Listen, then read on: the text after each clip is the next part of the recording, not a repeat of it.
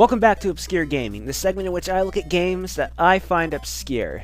It's a fairly self-explanatory segment. And damn, I haven't done one of these since a couple of months ago. I need to work on my consistency with these things. But that aside, I don't know about you guys, but because it's December, I'm feeling pretty holly jolly. As such, I feel it's my duty to talk about a title that has nothing to do with Christmas whatsoever. Because that's how I do things. Now let me ask you guys a question. Have you ever sat there and thought, man, it sure would be cool if a Mario-ish character was somehow transported into Sonic's universe to roll around and collect rings and do whatever the fuck Sonic does on a regular basis? That sure would be neato. And if you did think that, well, I have some good news. Because thanks to bootlegs that are in no way endorsed by Nintendo or Sega, you no longer have to turn to fanfics to get your fix. And so today on Obscure Gaming, I'll be talking about Somari for the NES. Now some may ask, what the fuck is Somari? And, well, Somari is a game that takes a Mario-looking sprite who technically isn't Mario but still is Mario and places him into Sonic's universe to do Sonic things.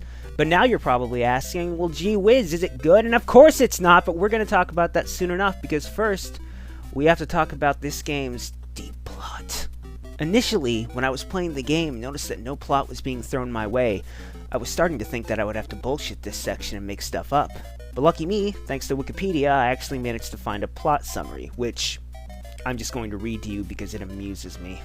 Now, Somari follows Somari the Adventurer, an Italian plumber who looks exactly like Mario, but they're obviously different characters. This guy's name is Somari. That sounds nothing like Mario at all.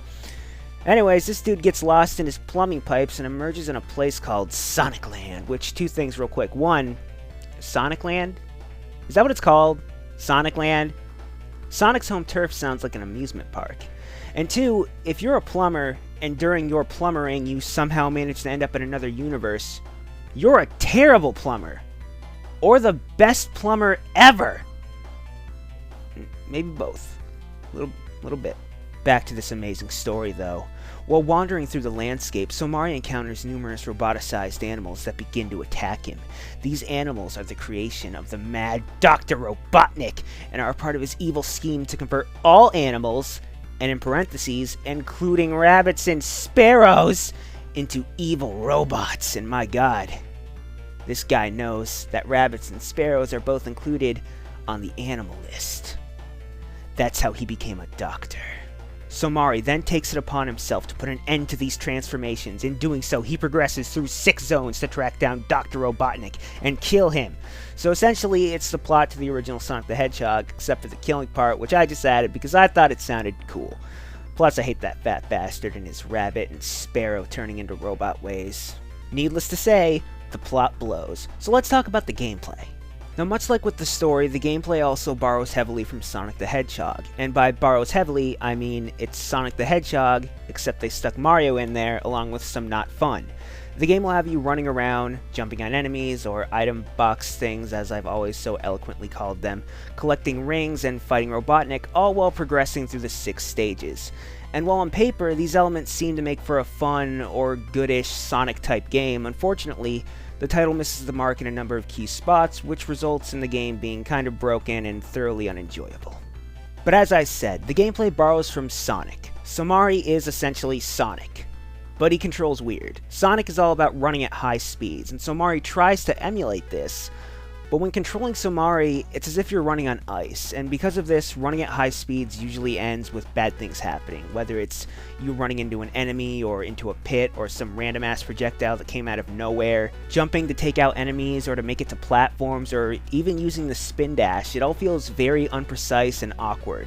So basically, Somari isn't very fun to control, though I will give him props for somehow being able to transform into a perfectly round ball and roll at high speeds.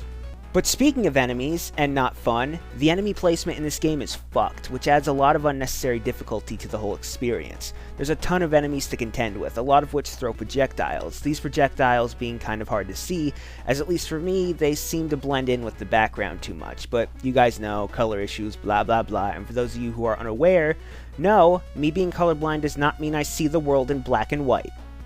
The more you know, insert a rainbow right here. Anywho, I could live with the projectiles, as even though they're hard for me to see, I adjusted a bit after a while, and it's really more of an issue on my end, unless you guys noticed it too, at which point it's the game's fault. What I can't live with, though, is how this game handles the enemy placement and spawning. See, enemies respawn after you kill them, so let's say one flies towards you when you kill it. If you proceed forward, guess who's back? That fucker who shoots stuff that you just killed. This is irritating and just poor design, and as far as enemy placement is concerned, there are spots in the game where the game will put like 3 or 4 enemies on screen at once, and all of them somehow have the ability to fire projectiles, which means you're fucked because you have projectiles coming from like 4 different directions. This happened to me multiple times, and I died. Again, poor design. It goes without saying that with these issues on the table, you'll be dying a lot, and of course there aren't any checkpoints, so unless you're exceptional at crap, you'll be getting a lot of game overs as you attempt to make your way through the stages. Unless you cheat. That's always an option. I tried that. It worked. Cheating works. Do it. The stages themselves are essentially the same ones that are in the Genesis version of Sonic the Hedgehog, minus the scrap brain zone. The stages have different layouts from their Genesis counterpart, though. The layouts are inferior by comparison, mostly because certain stages will repeat portions of that stage in spots, and some stages, like the first one, have unescapable death pits. See this footage? That's me in a pit that I can't get out of. I died in there eventually, and that's why it's called an inescapable death pit. It sucked.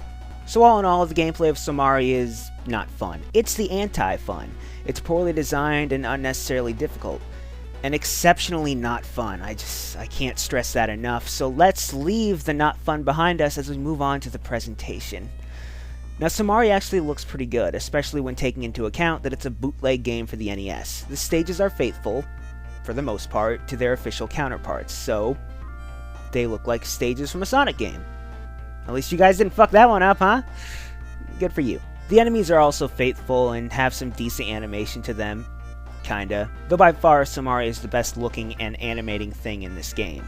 The only real issues I have with how the game looks, while keeping in mind that it's a bootleg for the NES, is that certain parts of the stages look a little odd. Like, what the fuck are these grassy rectangles in the walls of Green Hill Zone supposed to be? They look odd and out of place and grassy and rectangles. They're on wall. I don't know what they are. Aside from that, in some stages, it's hard to tell the difference between something you can jump on and something you can't. I mean, in this stage, it looks like a piece of the wall is coming out, so you would think I can't go through that because it's wall. But I can just kind of jump through that for some reason. Yeah. But, yeah, the game looks alright, I guess. Except for that wall thing and that rectangle. Yeah, I don't know. The music and sound effects are kind of garbage, though. Of course, like Sonic, Somari has to make a noise when he jumps, and that gets annoying after about 5 jumps. When you jump on enemies to kill them, it sounds like someone is coughing really quietly in the background, and the music tracks, while they are somewhat faithful to the original tunes, they're all off-pitched just slightly in such a way that they sound disgusting. And I know that may be an odd way to put it, but there's just something about them that's wrong. I mean they're right technically, but they sound wrong. I hate them, is what I'm trying to say. But that's Somari, a game that I'm positive has some creepy fanfic associated with its concept. I know what you do, Internet. I've seen you. You guys can go ahead and skip this one unless you want to start your holiday gaming season on a low note, or you're a masochist or something. Whatever you're into, I'm not here to judge. Not openly anyway. Secretly, yeah, but I won't say it to your face, because that's what good people like me do. Keep it secret. This has been Obscure Gaming. Thanks for watching.